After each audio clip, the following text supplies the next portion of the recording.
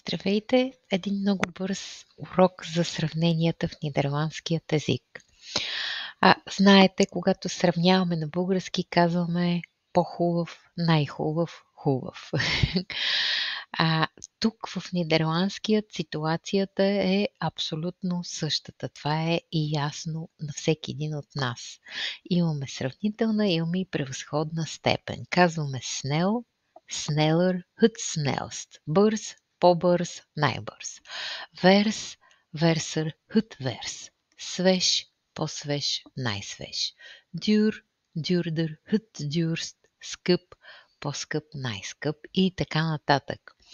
Има случаи, обаче, в които хората използват други начини за да сравняват и те биха могли да ни затруднат.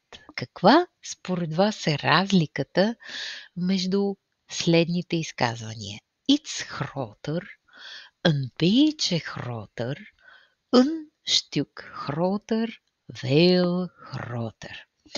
Аз в началото, ако трябва да бъда честна, не правих абсолютно никаква разлика между iets groter, een beetje groter и een stuk groter. Оказа се обаче, че има доста съществена разлика. Ето, нека сега ще видим.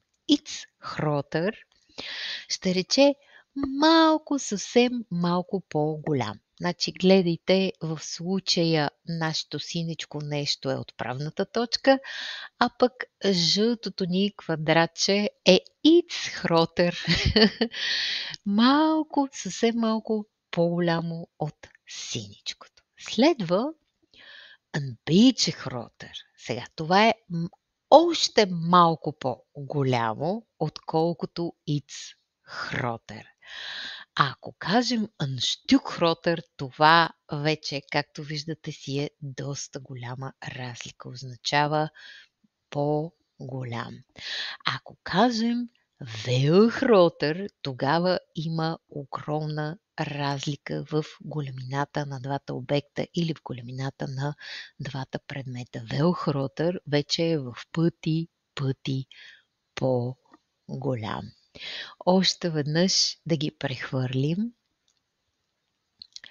Iets groter е мъничко по-голям, een beetje groter е още по-мъничко по-голям, een stuk groter си е по-голям и veel groter си е много, много по-голям.